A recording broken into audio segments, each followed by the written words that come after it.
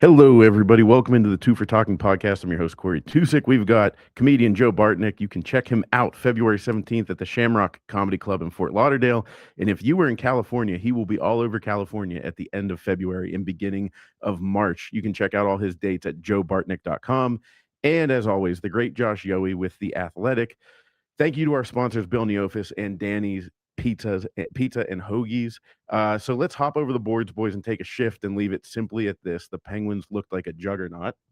And then my boys saw a phenomenal game on Thursday against Chicago. Despite concluding a 6-game winning streak last night, the last 4 periods for the Penguins have not been great. And Joe, where do they stand in your mind? Is it just a 4-period rut, or is this more of a regression to the mean? Regression to the mean. No, they have to be better than they played against Ottawa. That was their worst game of 2026, Josh. And I think probably the worst game of the year, except for Arthur Shelovs. It could have been 8-1 or it could have been 8-0. Gino's line produced a little Chino action and terrific Tommy with one standing in the crease. I'm surprised he didn't call that back the way the Penguins have been screwed by the refs in the league office. But I think it all happened. Whatever happens tonight against the Fishermen, either we're okay or, oh, my God, and we're going to go to play Buffalo, and then the Olympic break to think about how we're sucking. Yeah, Joe, this is the biggest game of the year tonight, and there will be bigger ones coming in the next couple of months, but this is it. 2 teams battling for second place in the Metro, division rival. It's a big night, and to answer your question, Corey, listen, the Penguins have been great ever since the Christmas break. We all know that. But their level of play has dropped. They played like crap in Vancouver Sunday afternoon 10 days ago. They got lucky to win that game. Skinner bailed them out. They were terrible against Ottawa, as Joe said. It probably was their worst game of the season. And the Rangers and Chicago are 2 of the worst teams in the league that they beat in between. That's great that they beat them. But, yeah, you better beat teams who are that bad. So I would suggest the level of play in general has dropped, and that's going to happen. Like that's okay. They weren't going to keep playing the way they were. I suspect the way they beat Edmonton in Edmonton a couple of weeks ago, I think they started feeling a little too good about themselves. That's my opinion. And okay, maybe a reality check last night, but we'll know a lot after tonight, because if they go to the island and take care of business, I think everybody should be feeling really, really good about the direction of this team. Josh, I think they read your report cards. I was too nice. Too nice. Yeah, you were very nice, because let's put it this way. I did my homework. Before December 4th, 14-7-5 plus 12. That horrible December stretch between the 3rd ending on the 28th, they were minus 17, and then since the 28th of December, they've been plus 32. Wow. Except for the Ranger game, and then it's a little bit old. But yeah, they were just killing it. I think a couple things happened. I think it shows how much this team needs Brian Rust. Rusty drives Sidney Crosby. Why we can never trade Rust. And it's funny to think that someone helped Sid out, because he's Sid, but he definitely needs Rust. Oh, and Raquel's played pretty good. He's been fine. No, you're right about Rusty. His absence finally caught up to the Penguins last night. And really, Sid hasn't been good the whole time he's been out. Sid was really out of sorts last night. That's one of the worst games I've ever seen him play. He couldn't even complete a pass last night. He was just completely out of it, and he wasn't alone. He and Erik Karlsson were so bad last night for their standards and what we expect from them. It was actually kind of a minor miracle that it was tied at 2. Yeah, with 6 minutes left. It seemed they like had no right getting a point out of that game. It was a classic game that a coach would love to go in and, boys, we got a point, but we sucked. You know, like it just, they didn't deserve to be. We didn't deserve the loser point, and I didn't even want one per se. I was so angry, but the real fact of the matter is we let fraud Lemieux beat us. Thank God, Giroux. Excuse me. Wow, what a slip that was, Joe. Because my other show, my partner hates Claude Lemieux because fair. So we have our but fraud. I mean, I wanted him to still be laying on the ice. Thank God. I wanted his face to look like Craig Berube's right now. And I really wish it was like somebody else back there, but Karlsson, to just push him right through the pole. There's Connor Clifton when you need him. Yeah, exactly. F him. I mean, just such a bastard. Really. Yeah, I thought of you. I was sitting there in the press box and I saw it was Giroux and I saw it might be a goal and I immediately thought of Joe. Like, oh man, Joe's not getting any sleep tonight. Of all people, I actually I burned my nachos. I was so mad. It was not a good thing. I think I didn't go see that game, or I probably would have stormed the ice. Yeah, so it's for the best. Yeah, it was a terrible game. I mean, I haven't seen Carlson. That was Carlson's worst game of the year. No, he's had a couple stinkers. By far. Other than Gino's line, they did, and Gino had some normal Gino mistakes, which he hasn't done in a couple months. Right. But Gino looked good, and how about Tommy going to the paint? I don't know, that line has been a revelation, no doubt. And I honestly think if they go to Long Island and win tonight, then what happened last night doesn't really matter. Like I don't care how steady a team has been, how hard they work. 82 games, especially when you consider how compressed the schedule is, you're going to have a couple of nights when you don't have it, and they haven't had many of those. They really haven't. So you can forgive one. But I will tell you this, Joe.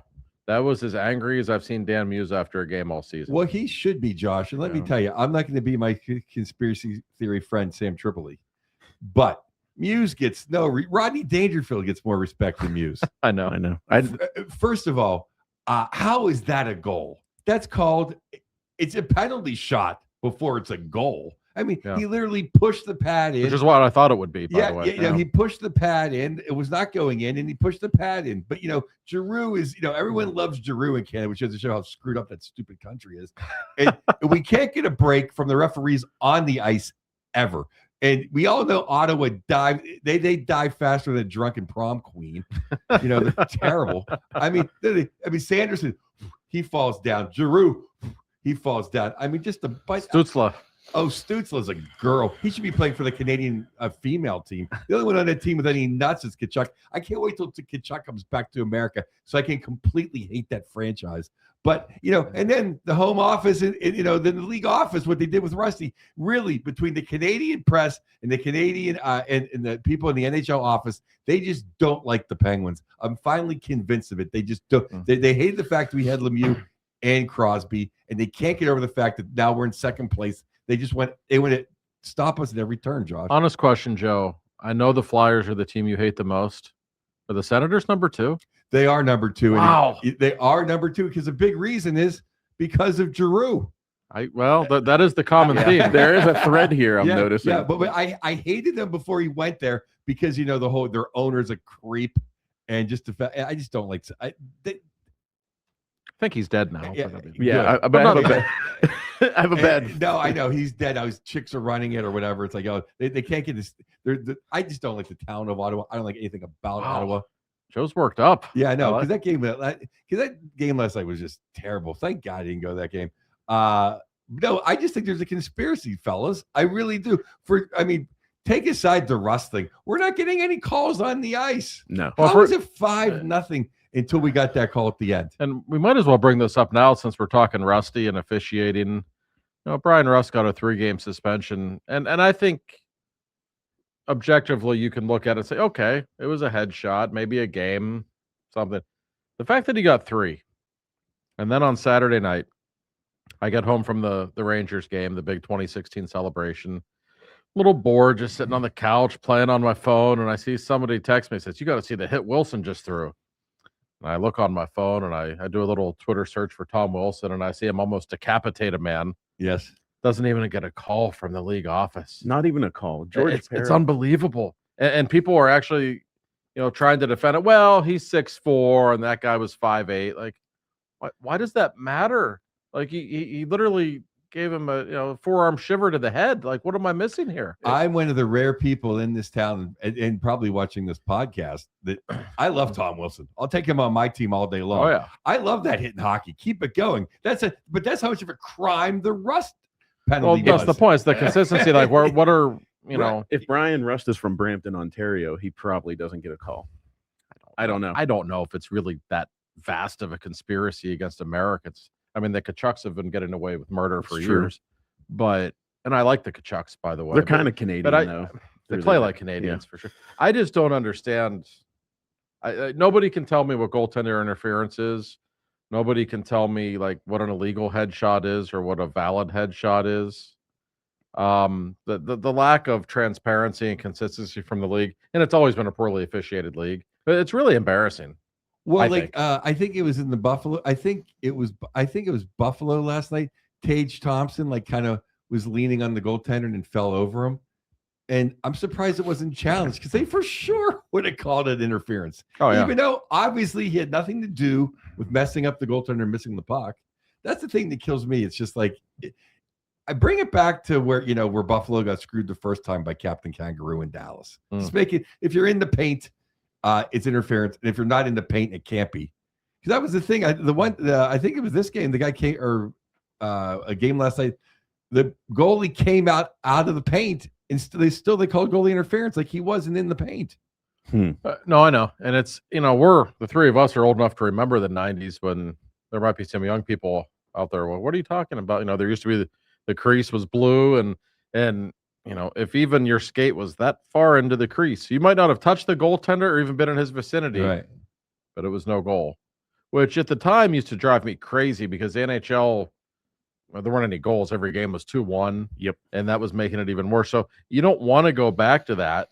But at the same time, when you're this inconsistent with the rulings that are being made, I mean, every coach, whether it be Muse or Sully, they all fume about this because they just don't know. They don't know what to coach their players and what they can do and can't do because the league won't tell them. And we needed that at the time because at that time is the Flyers would go in there and just beat up your goaltender and they'd be like, "Oh no, hey, it's a goal."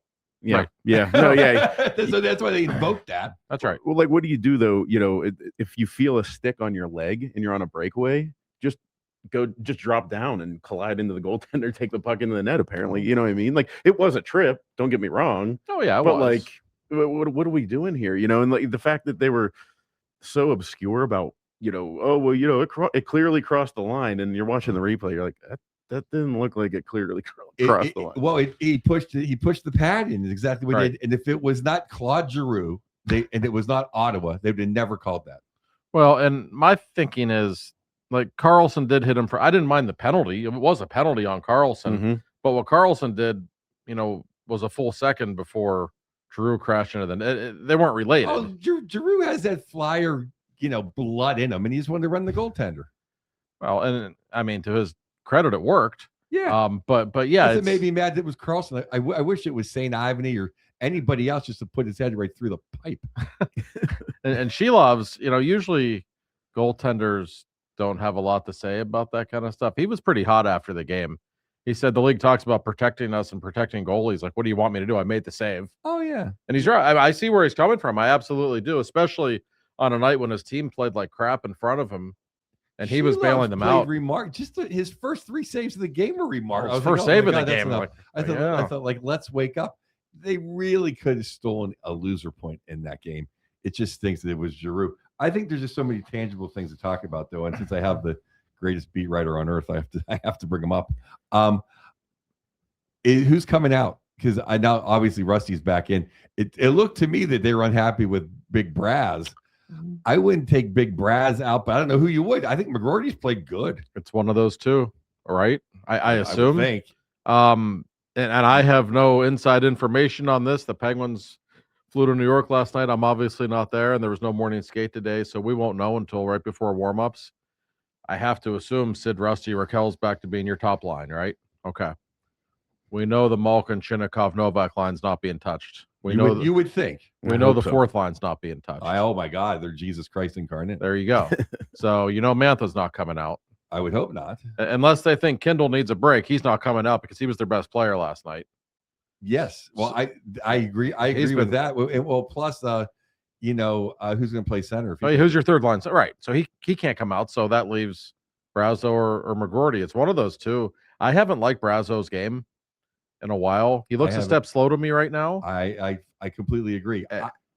Go ahead. And he's just not using his physicality quite as much. He's only got, I think, 2 goals in the last 13 games, something like that. He hasn't been bad, but if I had to pick someone to come out, I'd probably take him out for a game. I would too, because I like the way McGroarty's playing, and I don't want to hurt his feelings. And it's funny. It's Braz's birthday today. Oh, is it? So I didn't know that.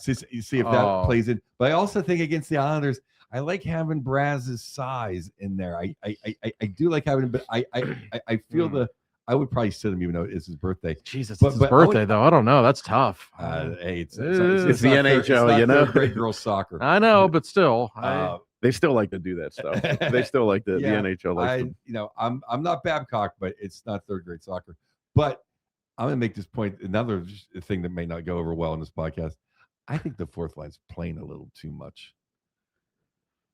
Just a little. that's Just a interesting. little. I think they played great, but I see them out there a lot. They're li- And not just the hey, we get defensive zone draw, or hey, we just scored, held them, or they just scored, let's get a shift. Just kind of like rolling for let's get a little more, especially with Rusty back. Let's get a little more big boys. Let's get a little more Chino Machino going. I had that thought during the game last night. It's funny you bring that up Great because that fourth line's been great. We all know it. And given how busy the schedule is, you do have to roll 4 lines. You do.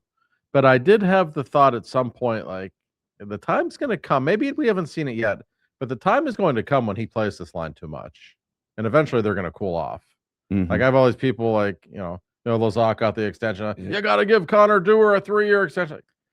Do you? And that's nothing. He's been great. Doesn't mean he's going to be 2 years from now. That happens with fourth liners. That doesn't mean his line's going to be any good a year from now. The HBK line was never good after 2016. I don't want to make it. I don't want to make it. We have to circumvent the cap to get Boku up here to teach someone a lesson. Yeah. Hey, it's the truth. I mean, look at that Ranger game. That's another point I want to make. Gooning it up. They started playing flyer hockey. Yeah. That's how you beat the Penguins. You goon it up, and then the second person gets caught. Yep. Yeah. No, Rampy was looking to hurt somebody on a shift in the third period, and the Penguins knew it, so they confronted him, and they ended up in the penalty box as a result. It's exactly why he was out there. It's the only purpose he really serves. Which makes me think like Sullivan really on the day you're out there shaking hands and kissing babies as a head coach of that was a little like, come on, just play the game. Really get to put that retard. Play the right way. Play the right way. You know. I don't know. And give the Russian kid credit for going up to him.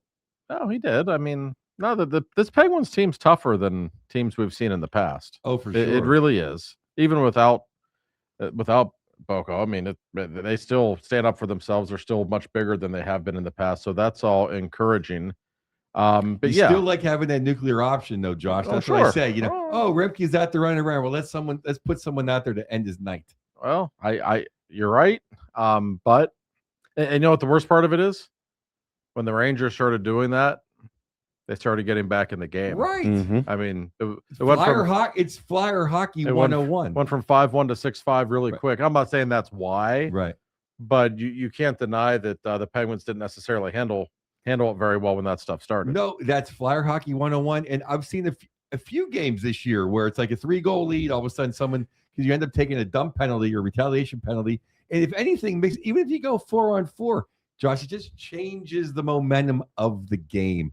There's more ice and things just happen. And we're not the team that could thrive off of 4-on-4 like we used to be. No, you actually notice that. Avoid it. Yeah, I mean, it's funny you say that, but the Penguins, back in the day when there was pond hockey, more ice, that's great. Not anymore. Now they're at their best when they're playing that more conservative 5-on-5 style. They really are. It's not that they can't still score goals or keep up, but it does not aid them the way it once did. No question. No, as soon as Dumoulin left town, we have been able to play 4-on-4. That's true, actually. Yeah. That's literally like, we don't have a defenseman that can play 4-on-4 effectively. No, it's certainly not last night. No. I mean, the New York game, it's such a shame because it was so wonderful. Like the experience, seeing, Sid crying on the ice before the game. You're like, holy God, I was like, if he's the type of person, if he breaks, the whole room breaks, you know what I mean? And so that was all great. And then it kind of got sullied there, ironically. Did you just use the word sullied? Yeah. That was perfect. In the third period that didn't bother me because they did end up winning. It's funny because I was at the Improv that night, and I want to thank all of the Two for Talking fans that came out. So many people are like, "Oh my God, I love you and Josh. This show's great," and so many DV fans. So thank you for coming out. I really appreciate it. With some great shows, but we were all sitting in our cars listening to the game. Like, how can it really happen? How can it go down like this? I go in there, just like as his his iPad out. I know, I can't believe it. It was like, and then finally, at least Achari won the face-off. But it's like all's well that ends well. But it got a little scary. I know everyone got a little tight in the building. Well, hey, it's happened before. But more getting back to salient points though. I'm not as upset that I know it's me, but I think having Letang out isn't the worst thing in the world. I mean, we can play button-down hockey. Yeah, right. The thing that sucks about him going out is he was turning a corner. Oh, he's been way better with Kulak. There's no doubt about that. And before I forget mentioning the Rangers game, this just made me laugh. I was talking with Sully after the game. Had a nice chat. He was actually like in a better mood than I was expecting, given the way things are going. And I wished him luck in the Olympics, and we were chatting, and he actually brought up, the criticisms in the past about him never playing young players. And he looks at me and he says, "That Kendall kid, he's pretty good. I'd play him." It actually made me laugh. Like, wow, Sully took notice that there's an 18. And in his defense, and there were times he should have played young players more, I will acknowledge. But there were also a lot of Sam Poulans and guys who weren't really any good. That is reality. And that's the first thing he'll say to you. Like, if I had Brian Rust, I played him when he was a rookie, and he did. Yeah. So he's a Ben Kendall fan. That just made me laugh. Speaking of Sam Poulin, the man he was traded with is not making friends in Edmonton. He's not making saves either. No, and he's totally giving the jarry responses after games, and it's ruffling a lot of feathers. I noticed that on Saturday. Also, when I was bored on my phone on Saturday night, like, ooh, Tristan's a little, I was like, I see. We had to do more things in front of me, and it's a team game, and it's like, Jesus and Leon don't like hearing that. Yeah, no. if you're Patrick Waugh and you're coming to a team that's never won anything, go ahead, say that. Right. But it's funny, Josh. You were the first person I thought of when I saw those quotes, because I was like, wow, that sounds a lot like what Josh said he heard in the Penguin locker room. Yeah, and it didn't bother guys in the Penguins room as much as you might think. Like, at first it did, then they kind of got used to it, I think.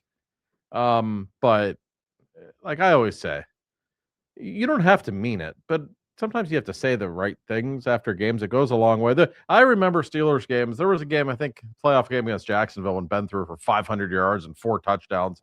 And after the game's like, I got to be better. And you knew he was full of shit. Right. But he still said it. That was still his way of protecting his teammates a little bit. You need people in power like goalies, quarterbacks to do that kind of thing. And Tristan just doesn't like to do it. And listen, you're playing in Edmonton. You got to ignore your stats a little bit. You're going to give up 3 or 4 a game. That's okay, because you're usually going to have like 5 or 6 of run support. But apparently he wasn't looking at it that way. What's funny is it made me think about Sullivan, though.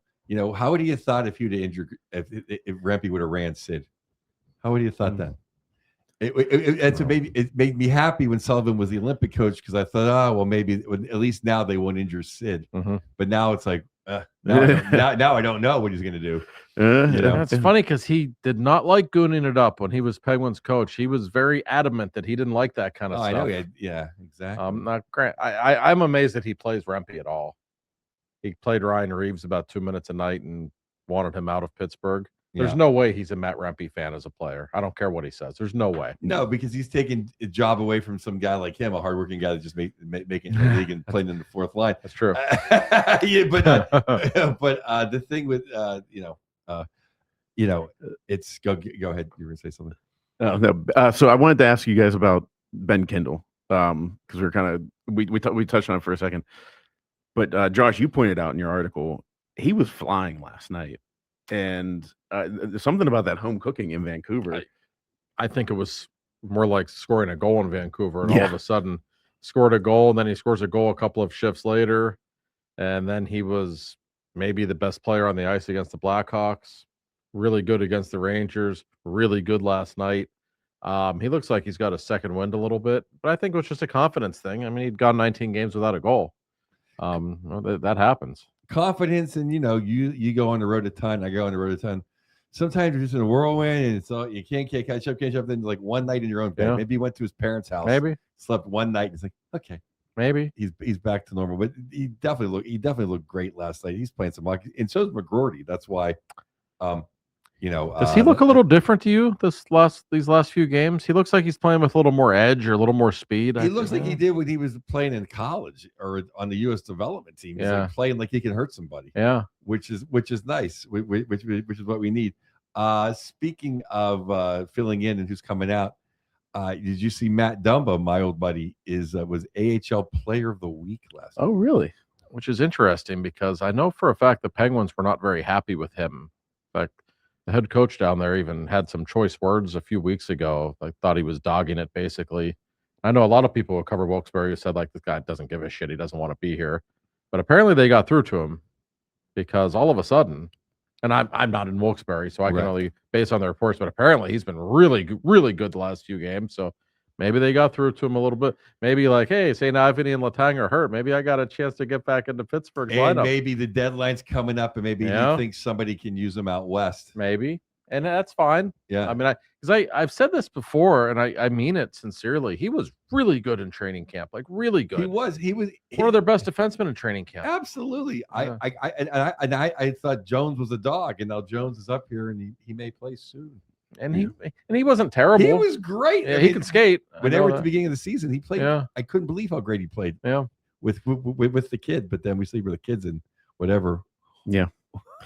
Kalamazoo, where the hell is that? So do nights like last night kind of serve as a reminder of some, Kyle might have something to do more than we thought. Like, we were kind of like, oh, like set it and forget it. The Penguins are good. They're going straight to the playoffs, going to be a contender.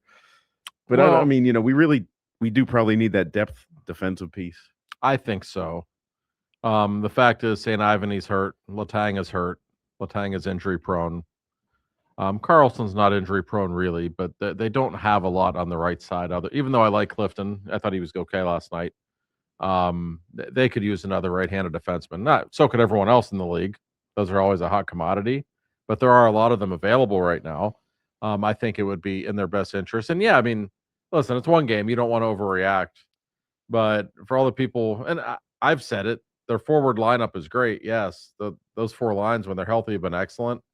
You can always go get better players, though. That doesn't mean it's a good enough forward lineup to win the whole thing. So, yeah, I don't think Kyle's going to react because of one game. But if he can make them better, I don't think he's going to hesitate. I don't want him to overreact, but it just kind of highlighted like, oh, okay, I was getting out over my skis, getting a little too excited. Well, you saw. We need like a Luke Shen 5 years ago. If you saw the way, it's so great to see Shen fail after he turned down the Penguins. Because Mikko Rantanen danced him like he was at the prom. I saw that. I would like to have a guy. I like to have our fifth or sixth defenseman on the bottom pair. They could fight a heavyweight and just clear the crease with aggression. And we don't have that guy. And it to me, I really do like I really do like Connor back there. Not Connor, I'm spacing right now. Clifton? Yeah. I like him back there. But it seems to me that when we're pinned in, he's the defenseman on the ice. Yeah, that's why he's a number 6 or number 7 defenseman. Right. I'm just saying, it's against Chicago or against the Rangers. No big deal. Finding that. Yeah. But try that against Tampa Bay or Carolina or Yeah, no, for sure. And that's why I've been saying, okay, Carlson and Letang are your top two guys on the right when they're healthy. Clifton's fine. But wouldn't you like him better as your number 7 defenseman if you had a real sturdy number 3 defenseman? There's a million right-handed guys out there, whether it be Justin Falk or Connor Murphy, or there's a whole list of guys. You can upgrade at that spot with Ryan Shea as your other third pairing defenseman because Ryan Shea has been so good. Yes, I mean that could be. You get somebody else to play with him. Now you're talking. Well, I thought that was a nice trade-off having the Russian kid and then Shea just flipped over. I thought that was a nice bond. Fine. I thought that was a nice bond pair, but then that meant Letang was healthy. Right. But yeah, it's interesting because I think Jones played pretty good. But then he'd play the left, right? Yes. So then, yeah, I don't know. I like the Russian guy's size, and I like when they interview him, he's like, I keep everything against the wall. He's exactly what you want. Nothing flashy. He's a good interview. He says it how it is, which we like. Yeah. No, he's an interesting guy. So no, they do have nice depth. I mean, they absolutely do. I just don't know if they have 6 good NHL defensemen. I think they have 4 or 5 good ones. And they have a bunch of guys who are like even Graves. Like if he's your number 8 defenseman, you have to bring him in. Okay, like you can do worse than that. Right. He might be overpaid for that spot, but at least he's been better this season. Yes. but I still think they could really use one more guy. And you don't want to sell the farm to do it. I understand that. It'll be interesting to see what the asking prices are. I should mention there's a roster freeze that goes into effect, I think, tomorrow before the Olympics. So after tomorrow, no trades until the end of the month. Just that's my way of saying tomorrow might be an interesting, busy day around the league. Josh, keep your phone charged. I don't think Justin Falk is Ray Bork, but he's definitely an upgrade. He's still okay, over like everybody that's playing back there, other than the expensive guys. Yeah. And Wotherspoon and Shea. Yeah. No, I think he would be a nice addition. Yeah. The Blues are terrible, so they're willing to sell off whoever. The real thing would be just if he's built everything up, maybe they'll just get Army, the second most overrated GM of all time. Maybe he'll give up Parayko. I'd be a guy you would like. I would love it. Oh, I know. That's a Joe Bartnick kind of guy. Yeah, there. yeah. Oh, it's and everybody kind of guy, because you see the way Zadorov plays for the Boston. That's a guy. Like, we get that guy, then I think all bets are off of what we can do in the postseason. I don't know about winning the cup, but I think the East is up for grabs. Yeah. If we had like Zadorov or like a Parayko, just one guy that can play 25-30 that can clean house. We just don't have a guy. I love Wotherspoon. He might be my favorite player he's right been now. Good. Of all the new guys, but it's like he just doesn't come through and like everybody get out of the way, lay down. Yeah. Right. Yeah. No. You grab shirts and everyone's gone. Like, sit down. And Joe, I kind of want to jump off of your point there, where we feel like a contender before we get to the next segment, and wrap up here.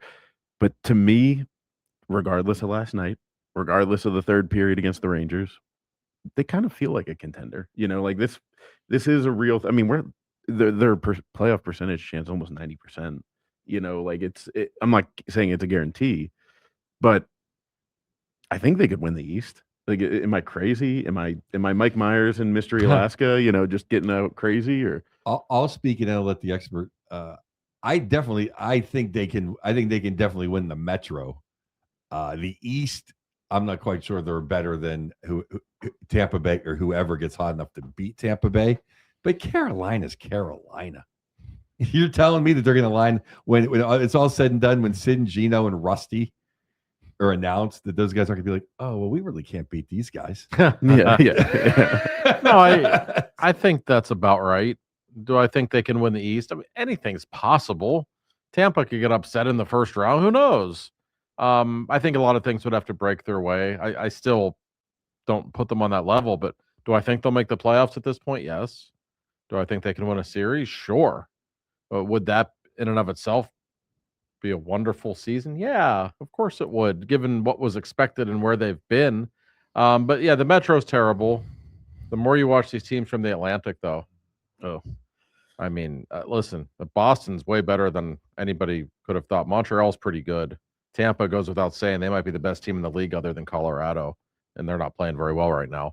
But even teams at the bottom, like I didn't even mention Detroit. Like, I know Toronto's at the bottom of the division. I still don't think they're a terrible team. Florida's in last place, for God's sake. I know they're banged up, but that's how good that division is. Chuck took total ownership. What a great interview last night. He said it was fantastic. You guys can YouTube it or watch it. It was fantastic. I just want to bring up one more point on the Penguins. Before the season, they were a 7.5 chance of making the playoffs. Now they're 77 0.4 chance of making the playoffs. I'll tell you, if you would have asked me that question after the second period against the Rangers, I'd be like, oh, absolutely, we can take on anybody but Tampa Bay. The last four periods have not looked so great, but except for the one rush by Gino and Chino for the goal, that looked like a team that's ready for the playoffs.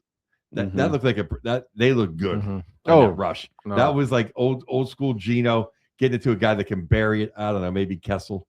And we keep talking about the trade deadline, and I think Kyle's going to do something at the deadline for sure. But you could also argue they already made their big trade. Is Chinnikov is some kind of a talent. How did they let go of him? Well, it's hard to believe. And his talent, there's chemistry either with Malkin is very evident.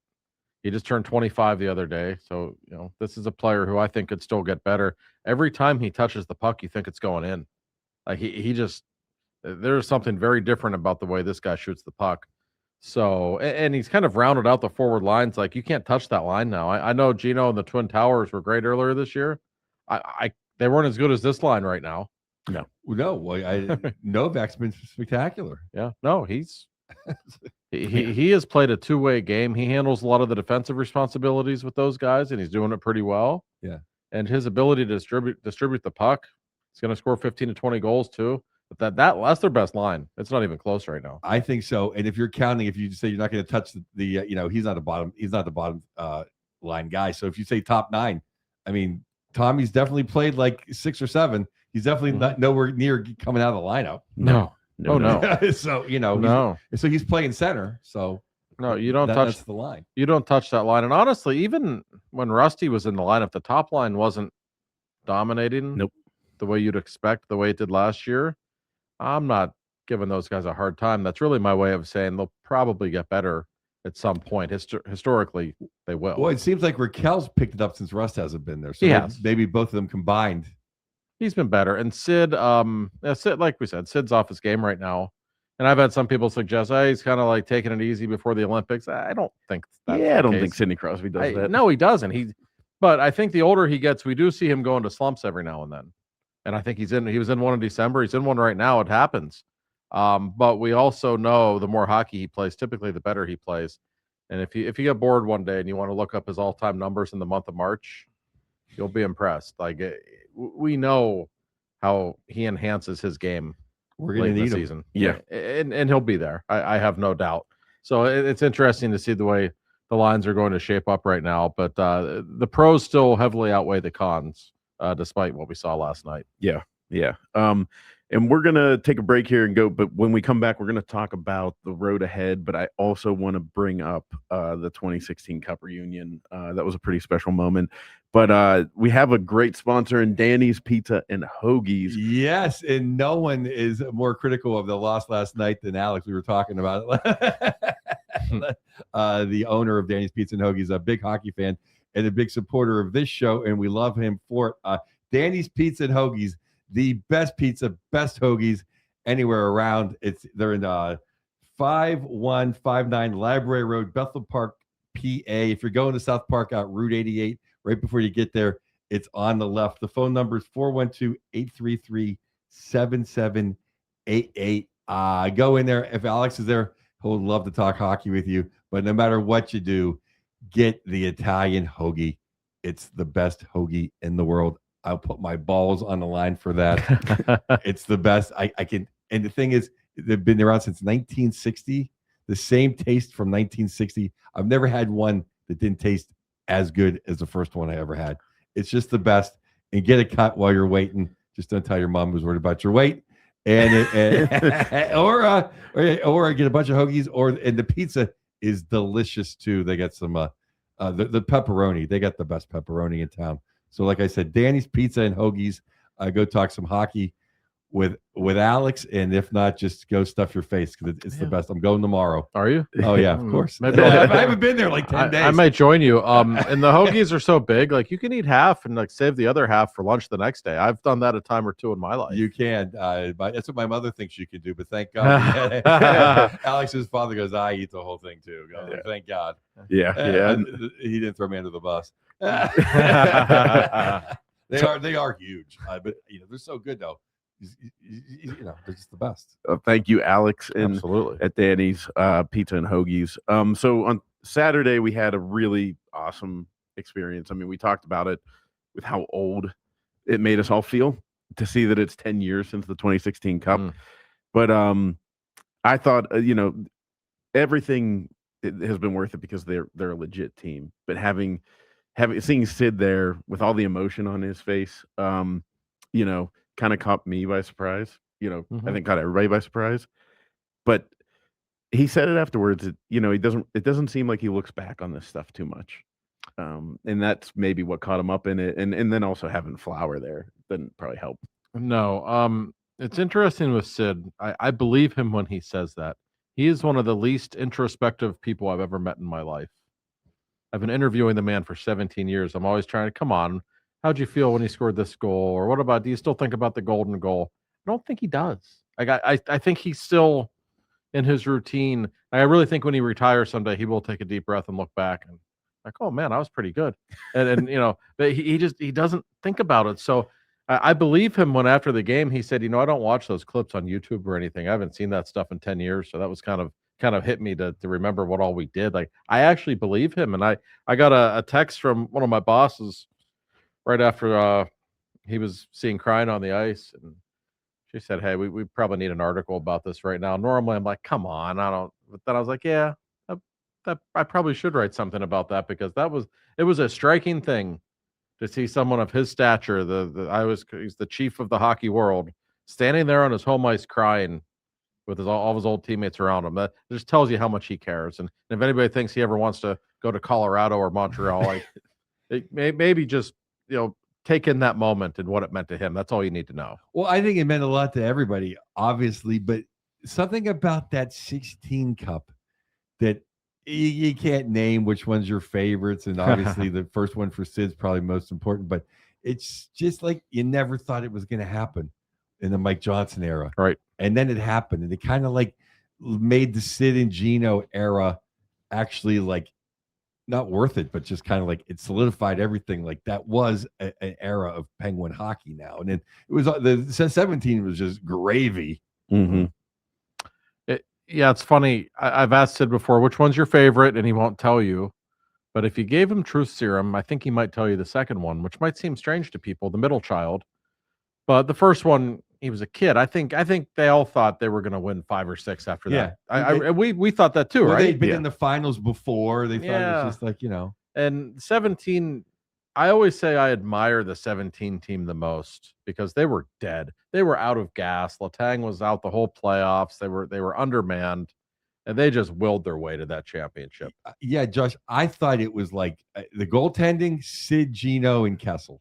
Yeah, right. I mean, they weren't as good in 17, but in 16 they ran through their nemesis. They just ran through the Rangers. They did. That was the most dominant they ran through team. the Sharks, except Jones was great, and they kind of choked on their own being scared of winning in town. Right. Yeah. Exactly. But that team, I think, to him is the most important because if you ask Sid what were the toughest losses of your career, the ones that you still think about at night when you can't sleep, he'll tell you 2012 against Philly, 2013 against Boston, that era when Ray Shero gave them unbelievable rosters and they couldn't win in the playoffs for a long time. So to finally get back and win the cup in 16 for the first time in 7 years, to get rid of that one-hit wonder label, I think there was something special about that team for Sid. I really do. Well, especially with the concussions too, like that's a great point. Like there was a period of time. I mean, I remember standing there during Game 7 of the Lightning and Penguins in 2011 with no Gino or Sid, and watching a power or the empty net, and you have Kovalev. Mark Letestu was on the ice for Mark Christ's sake. Letestu was on the ice with Jordan Stahl, and you're like, man, I don't like. Was that it? Was 2009 all we were going to get? That's what I felt. I remember watching Sid skate up to get the cup in San Jose, and I remember thinking, like, we almost missed this. We almost missed out on this opportunity. No, that's a great point. Don't knock the power of Mark Letestu. My memory's foggy, but I believe I saw him live score a hat trick. Did you against really? The Phoenix Coyotes. That sounds right. Phoenix. and a matinee. The good old Mark Letestu. A good soldier. The good old sit 2 rows from the ice for $3 each. That's right. Phoenix. We used to drive from LA to go to the Coyotes. I actually love that arena in Glendale. It was a nice building. Yeah. It's a shame they didn't figure it out there. Yeah, it is. But yeah, so no, but Corey, to wrap this up, I think that 2016 team in a lot of ways, I bet all those memories came flooding back to Sid in that moment. You don't see him get emotional that often, or maybe he's just getting soft in his old age. I don't know. But it was so humanizing because, Sid, in some ways he's not like the rest of us. Like, he never makes a mistake. He's like the perfect person. Just to see him standing on the ice showing emotion like that, I thought it was a really genuine, nice moment. Sid, I've been watching him his whole career. His facial expression is the same on the ice always. You know what I mean? It's just this determined look. We all can picture it in our head right now. Yeah. And he's, it's not till, after a big win or something like that the emotion changes. So it was cool to see. It was great to see Flower back, and the other guys, and getting a video in from Matt Murray. No, Phil Kessel. I know. That's the only downside. There were some people in the organization who weren't very amused that he did not.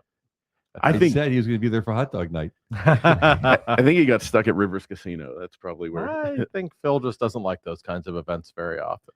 I have a That's what feeling I he'll be think. like at the pool party. You know, he'd be there with for a couple hot dogs and a couple Maybe beers. he's going But to come for 17. Maybe. yeah, he I can only hope, do I it. hope so. And the crowd would have gone nuts if he were there. Maybe that makes it special. You come for the 17. He's Maybe. not going to come twice. No. Yeah, we'll take one. Okay, so looking ahead, we have the Islanders tonight. We already kind of talked about that and how nice it would be to right the ship, but we also have Buffalo before the Olympic break, and Buffalo is on a heater right now. So what do we expect out of these next two games? Is it I'll take 3. I'll sign in blood for 3 out of 4 points I'll take that if 2 of them come from the Islanders in regulation, especially. Yes. Yeah, I mean, that sounds right. The Penguins don't always play very well in Buffalo. The last few years, they've had a lot of trouble. That team's good.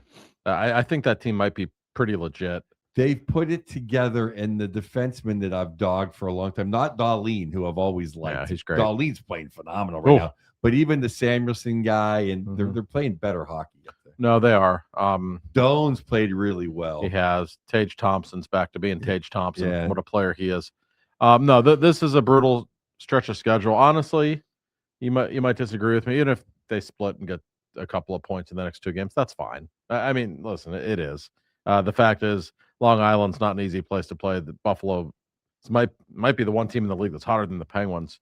To win both of those games or to get 3 out of 4 points would be pretty impressive. Maybe they will. I don't know. But you just don't want to go into this Olympic break on a 3-game losing streak. You've built up some ground.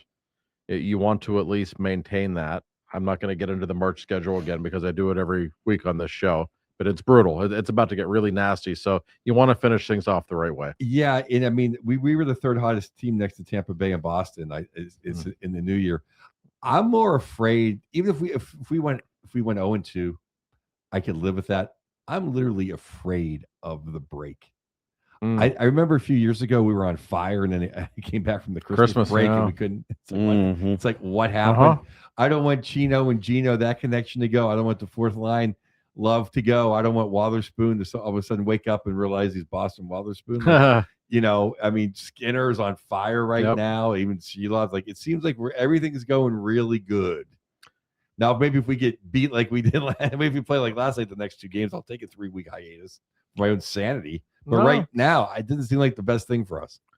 No, other than Gino taking a break. Oh, Gino needs a break. Yeah, his shoulder's really messed up. Like you can tell at the Rangers game, he was literally like flexing his arm in between whistles, like constantly. It's clearly bothering him quite a bit. He's not shooting the puck a ton right now either. I think that's probably why. So the 3 weeks off for him is a really big deal. I also think it's a big deal for Ben Kindle to, even though he looks great right now, just to get a few weeks off. I'm sure his body could use it. But no, it's a fair point, Joe. Because I think this whole season kind of feels like a dream, and you don't want to wake up from it. And I think people are afraid after these 3 weeks off, like, oh no, is reality going to come crashing down here? What's about to happen? And you look at that schedule, like a lot of at Carolinas, at Vegas, at Colorado, Dallas, Colorado at home. It's unbelievable in March how brutal the schedule is. And Washington trades for bread, man.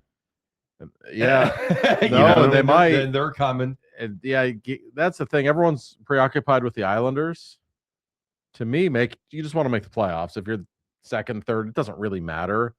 The teams I'd be more concerned with are teams like the Blue Jackets and the Capitals, who are starting to heat up, who aren't that far back. Yeah, those are the teams that could ruin the whole season, not the Islanders. That said, you'd rather, of course, get ahead of the Islanders, because if the Penguins play in a playoff series against them, if you know your Penguins history, that's the team you never want to play. At least try to get home ice advantage.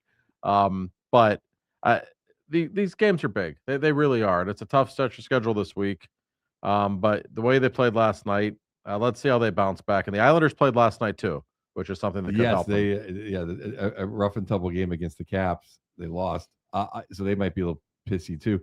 I will say this, though. I want to make the playoffs. My Penguin fandom is not my Steeler fandom. Of course, I want to win a series, but I just want to make the playoffs. Yeah, I want to feel playoff hockey. Well, I didn't need to feel Steeler playoff. And the way the way this season has gone, it would be a profound disappointment at this point if they don't make the playoffs. Oh, absolutely. I mean, and I know what the percentages are. not 88%. I know. I see them every morning. I know that's 1 5-game losing streak away from being 60 or 50%. That's just the way those things work. Right. And this team's been so volatile at times, so streaky that I think that's always in the back of your mind. I think they'll be fine. But let's see how they come out tonight. I think we learned something about this team based on how they play tonight. And we're not good. It's just there's 10 minutes left. Hey, everyone, pack it in. We'll have the gentleman's agreement.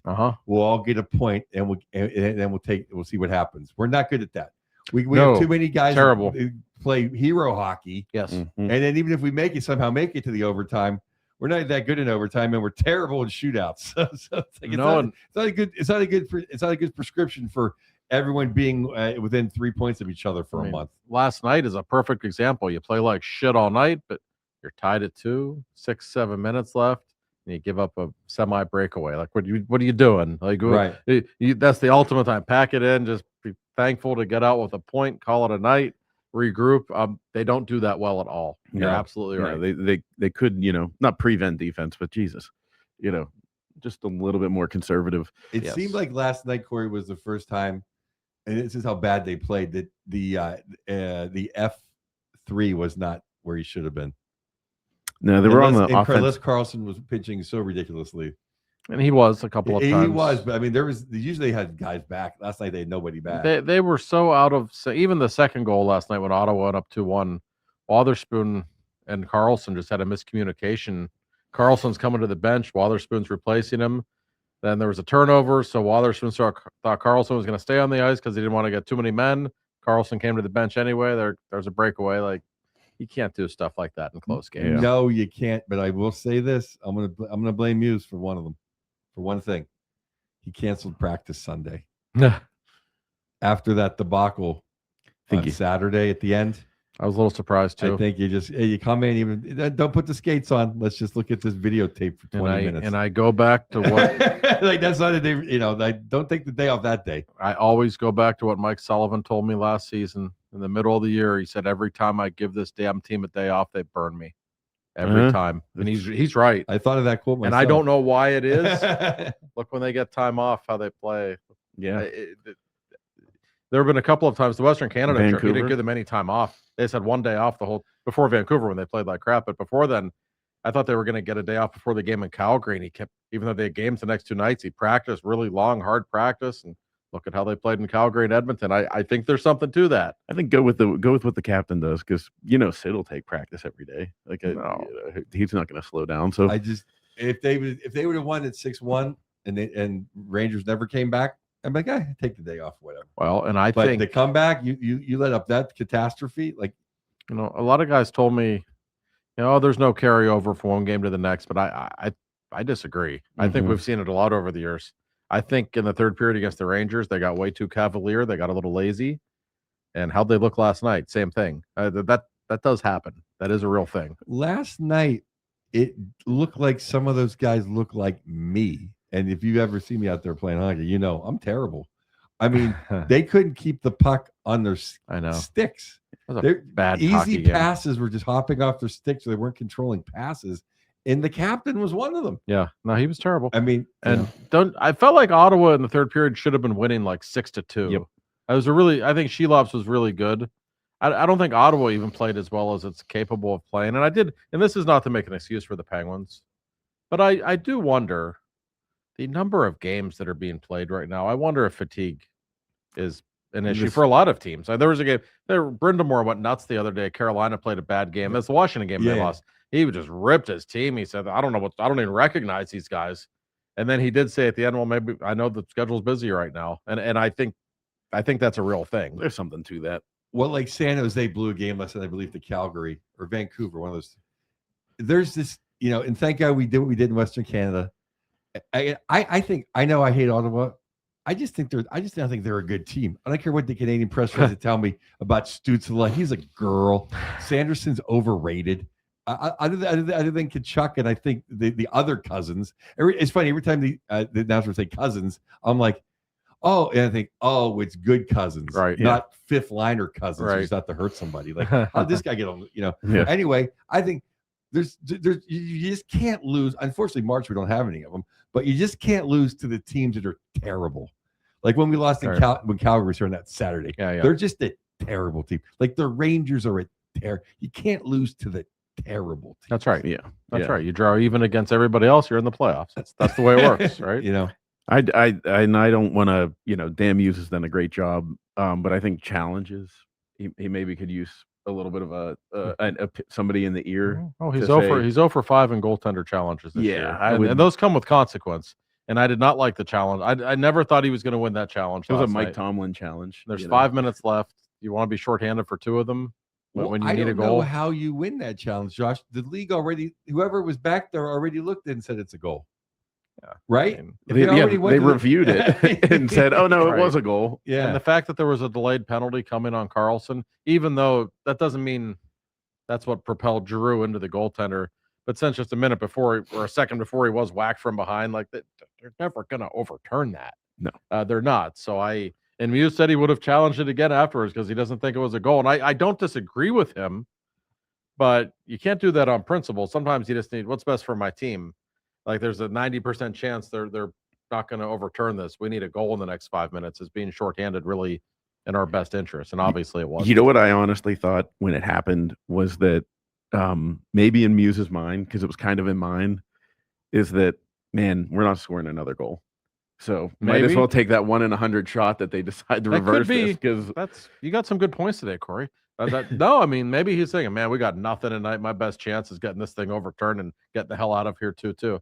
Maybe. Because I mean, as much as it, I thought, oh, we lose 2 minutes out of the last 5, and like, yeah, but like, what did we do with the last 55 minutes? We didn't do anything. Because Muse was disgusted with his team last night. Oh man, was he mad? Well, I think that's a great point. That's the only thing I could think of.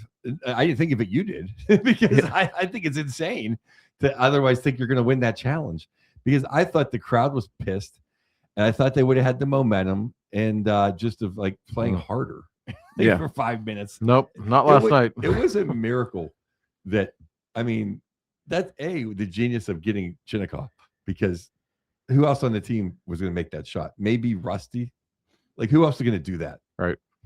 So we got our Chinnikov goal, like the one nice play they made, and then Tommy just go in the net, and good things happen when you go in the net. So it's like 2-2. It's just idiotic that we just let Giroux. I mean, yeah, I know. They were never meant to win that game. No. I feel like Herb Brooks, and we're going to talk here after this break about a Miracle on Ice and in the Olympics, all that kind of stuff coming up. But I feel like that's something that Herb Brooks would have been like, guess what, boys, I'm challenging this, because even though I know it's a 1 in 100 shot, because I know you guys aren't good enough to score another goal. So great, the good old Herbie. But we'll go around town, and what's going on around town is the Miracle on Ice documentary in the Olympics coming up. But before that, Mr. Neofis and his insurance group, Josh. Bill Neofis, our first sponsor, our great friend, the man who runs the Neofis Insurance Group. I saw Bill at the game on Saturday, in between the second and third periods. I said, Bill, did you see Sid was crying on the ice before the game? And he said, yeah, so was I. Like, well, fair point. I'm sure there were a few people who shed a tear which was a great ceremony, by the way. So I cried when it was 6-5. Everybody would have shedding a tear. Yeah, if Achari didn't win that faceoff, everybody'd be crying, I think. You might be right. But Bill runs the Neofis Insurance Group right down the road from where we are right now, in fact. And they are absolutely the best, no matter your needs: home insurance, car insurance, renter's insurance, which I have from them, in fact, pet insurance. Whatever. There's so many insurances I never knew. I'm not a great adult. I never knew how many things you could actually have insurance for. But they will talk you through it every single step of the way. They are professional. They're Pittsburghers. They're just real people who want to make your life a little better. And they will talk hockey with you all day long. Because, listen, you know what Bill did for his staff? This is the kind of guy Bill is. It was the Sully return game, actually, the third game of the year when the Rangers came to town. He had a luxury box, and he brought all of his staff to check out the game. They saw Ben Kindle's first NHL goal, so the result wasn't great, but at least they got that. So Bill treats his people well. His people will treat all of you well. Got the number for you. It is 412-364-3388. I'll give it to you one more time, 412-364-3388. Give our man Bill a call. He is the best. Yeah, Thank you, Bill. So, did you guys watch the Miracle on Ice Oh, documentary first on of all, are we Netflix? gonna do the Lord's work? Oh yeah. No, sorry, I forgot. Yeah, no, we got to get to the Lord's work. It made me think of the Miracle on Ice because the only evil empire worse than the Russians of the Cold War era is the Flyers. And this weekend, my mistress, they gave him the loser point, which I didn't like. Adrian Kempe 2 goals, but we will give the we will give the Lord's Work Award to Mr. Byfield. Oh, Quentin, Big Q. Big Q. Who may be on the block, which I think is ridiculous. But love Big Q. He scored the game winner in overtime, and of course the Jagoffs in Philly didn't turn the light on or use the horn because they did the Patrick Kane.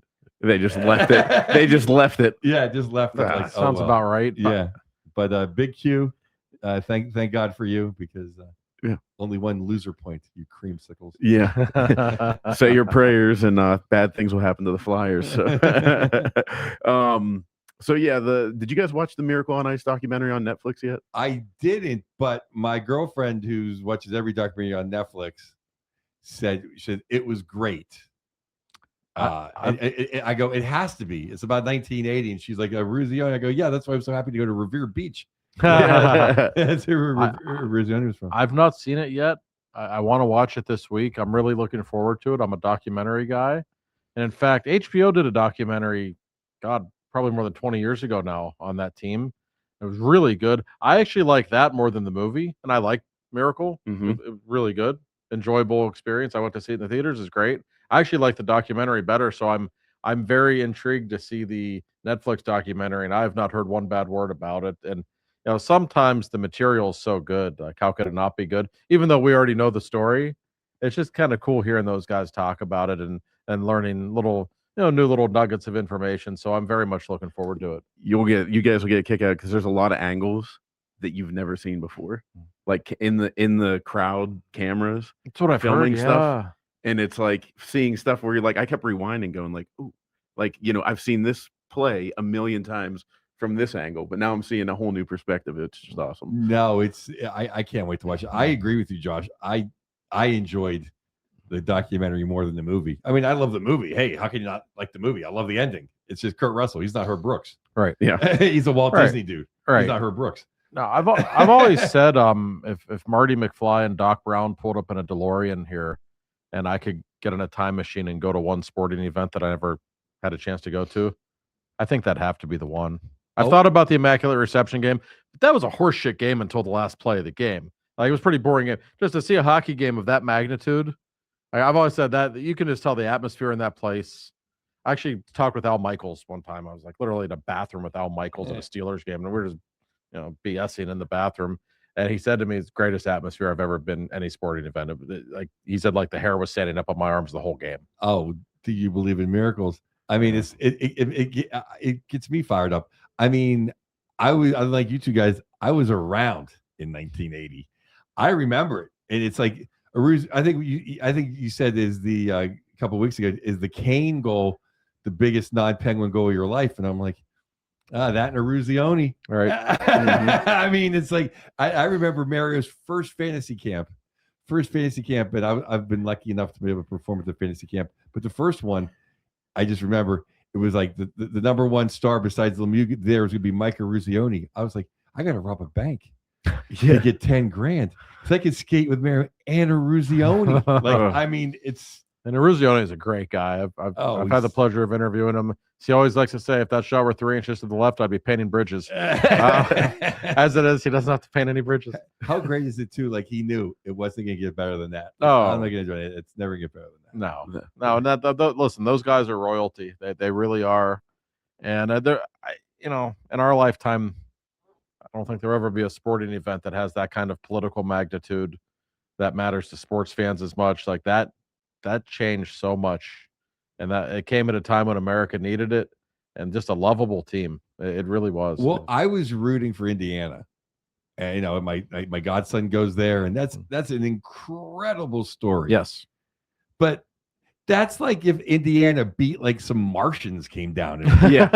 Oh yeah. Like that's what it was, beating the Russian hockey team. Yeah. Like people, if you, I'm just not saying if someone's out there like, oh, Indiana's just no. You weren't around then. if you were around then, you would understand the magnitude of how tough the Rush. I mean, I think they beat the NHL like All Stars like 13-0 in the Garden like the week before. Well, no, that was they played the U.S. team in an exhibition game that we beat them 9-2 or something. I thought it was 10-3 or whatever but it was. They would beat like almost everybody but the Canadians. Yeah, no, that's right. I mean, the Flyers had to the Flyers had to rough them up and they had to quit the middle of the game. Right. Yeah. I mean, that's the only reason they won the Summit or tied the Summit Series, whatever ended up. I don't know. Yeah, I mean, Bobby Clark. Yeah, Bobby Clark had to goon it up, but yeah, and people. I've done a lot of research and like reading about it just because I was born in '86, so I don't remember it, but I always heard about it, and I like it. I feel like my dad's story is kind of similar to a lot of people. He grew up, he played football and baseball. He was a Pirates and Steelers fan, and him and his friends would go to Penguins games because it was cheap and they enjoyed hockey, but they weren't like diehard Penguin fans. And my dad was like, that was the first hockey game that he was like emotionally invested in, and that changed everything because then Mario comes 4 years later, and it's the Penguins are right up there with the Pirates and Steelers for him. To show how things have changed, that game was played at 5:00 on a Friday. The TV networks, ABC wanted it moved to prime time. Russia said no, this game was scheduled to be at 5, so they showed it on tape delay. A lot of people don't know that game was never aired live on American television. They aired it at 8:00. 3 hours later, it was Kirk Gowdy had like a grin on his face because he knew what had happened. Yeah. Nobody else knew except for the people there. We didn't have cell phones then, right? And Kirk Gowdy said, well, enjoy the game. He had a twinkle in his eye because he knew what had happened. Yeah, no, Eddie Wolpert said, hey, it's close. Like we all ran inside to watch the game. Yeah. You couldn't believe it was close. I mean, like I was a kid. I was the Penguins because I was, my grandfather was like, oh, how are your Penguins doing, Harry? Like we were Penguins fans, but it's like we were the Clippers. So I like the Canadians. I love Guy Lafleur, and then I love the Islanders. But in between that was Eruzione. Because that's why I said this on my other podcast. I never really loved Gretzky or respected Gretzky as much as I probably should have because I was just such a Trottier bossy guy. And then we got like the arch enemy, and then we got Lemieux. So of course, Gretzky can never be the best. Yeah. he's not. And that game. I mean, I want to get a Eruzione jersey, and I've wanted to forever. I don't know. It's one of those things. It's like every February when it rolls around, I'm like, I'm going to buy it this year. So maybe I actually should do it and wear it during the Olympics here. Oh yeah, I have a couple of Team USA. I actually got the. I have a Schneider one. Schneider. Yeah, because we all went to the Olympics and the Korea ones, where they actually didn't send the Americans. Oh, you were there, yeah. The pros. So we got to see the women in the shootout. Oh, that was a great game, actually. It was incredible. Yeah, it was. That was a lot of fun. That was an incredible game. The Olympics are special. But I can't wait to watch that documentary because it's funny because everyone like the last couple of weeks have been like, oh, have you seen the show about the gay hockey team, gay hockey players? I'm like, I don't watch the Flyers. That killed at the Improv all week. I bet it did. Yes, I will do that in Philly. Yeah, that's my favorite joke. When are you in Philly again, Joe? Soon. Let's get the people ready now. Actually, they're great fans. They're great people. They really are nice to me. You're big in Philadelphia, yeah. They're nice to me. I'm curious. Because they're all Italian there. Yeah, you're one of their own. Yeah, I know. Were you there when your friend had his famous Philly rant? No, I was not there for that. That was I could imagine you would have been feeding him lines like, no, don't forget this. You can't even get a word in when he's on that pace. No, I great Italian friends in Philly. They come out as a couple of cigar stores. They're big fans of mine. Great people. Great people. I was going to say a point about forget. I could. I mean, with Eruzione, you guys will enjoy the documentary. I can't recommend it enough, and it's cool because a group of them are they sit on the bench in the arena and watch the stuff that they're talking about on the scoreboard. I've always wanted to go to Lake Placid. It's like holy ground, I've never done so. I've been close to it. I've always wanted to. I should just go there one day. Like this. It's just people won't understand. Like you have to do the deep dive to understand. Because whenever I learned about it, like we had Fedorov and stuff. I'm like, well, what do you mean? Like, why didn't Mario and them beat, they could beat Fedorov and the Russians. It's like, well, no, that's a professional hockey team. It was communism. They were stuck there and Mhm. forced. They said in the documentary that they were listed as students. Oh yeah. Like, I mean, it was a different time. It's something that like will never ever happen again because of all the things that had to come together. And it may have happened because of a goalie change. I know. Yeah, they did take out the best goalie in the world because they gave up 2 goals in a period. It's the best is Tretiak on one of my algorithms. I see his workout. Do you guys see that all the time? Oh, Comes up like every day. Tretiak like doing this crazy military stuff. wow. Training his legs, just all these splits and doing all these like it looks like a tambourine. I have spoken with people who think he's the best goalie ever, and it's hard to because he didn't play in the NHL. It's hard to make comparisons. Well, yeah, but and that's kind of not my gripe, but when people put Hasek as the greatest goaltender ever, like I'm not against Hasek, but he didn't play the big games that to me it's Patrick Waugh. This is summer programming, but I always say Waugh's the best goalie I ever saw. Right. If I had to pick. Yeah. But Tretiak, I mean, and he's the enemy tonight, though. Waugh. Yeah. Yeah. He keeps things entertaining, though. I love when he does. loses his mind on the bench. He's one of my favorites to deal with. He's not all there. God bless him. I wonder if he has a Stanley Cups there to plug his ears tonight. I bet he does. It's gonna be a crazy crowd in there tonight. Oh, they hate the Islander Penguins. Fans are right beneath. No one's Flyer fans, but they're pretty. They're closer than you might think. Yes, they're a bunch of rabid dogs in that building. They really are. I mean that as half compliment, half criticism. But the atmosphere they produce is, man. I miss games at the Coliseum. Oh yeah, I was kind of afraid for my life a couple of times. I'm not kidding. It's funny you say that because I actually wouldn't. I remember during the 2013 series, watching those games in the Coliseum, thinking, yeah, I go to a lot of. I've gone to Philly games with Penguin stuff on. I don't know if I'd walk in there. I never believed in the phrase toxic masculinity until I walked into the Coliseum. Like, wow, there it is. That's what it looks like. I've been to about 5 or 6 games at the Coliseum. They were phenomenal. Oh, and I loved they beat the Flyers one day in a matinee. It was fabulous. Like 5 of us from the ice. It was great. Martin just beating the piss out of somebody. It was great. But it is. I mean, what a great place to see a game, though. Oh yeah.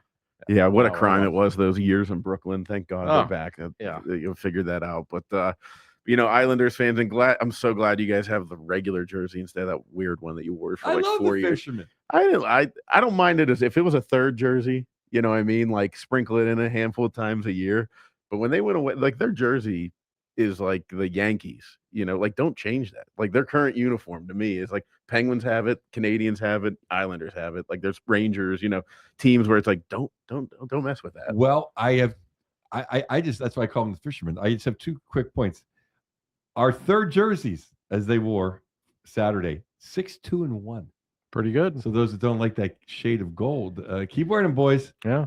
And the other thing I have to say is they should be the Avalanche. I'm always pro Avalanche. I love McCarr. I love McKinnon. Even though I have to tame my Frazier because he's a Red Wing guy. You can't wear Quebec colors into Montreal. That's just spitting in their face. Yeah, I didn't like that. That is just that is poor. That's stolen valor. If Carolina wants to do that, whatever, whatever. It's like, didn't they play a game against Carolina when they wore Quebec jerseys and Carolina wore the Whalers? Hartford, yeah. I didn't like that. I don't like Carolina ever doing it. I don't like either team ever doing it.